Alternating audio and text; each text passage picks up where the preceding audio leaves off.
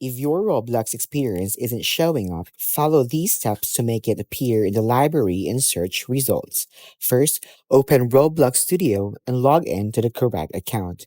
Go to File, then Publish to Roblox as, and ensure your game is published under the right account.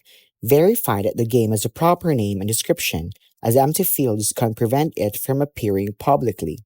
Next, check the game settings.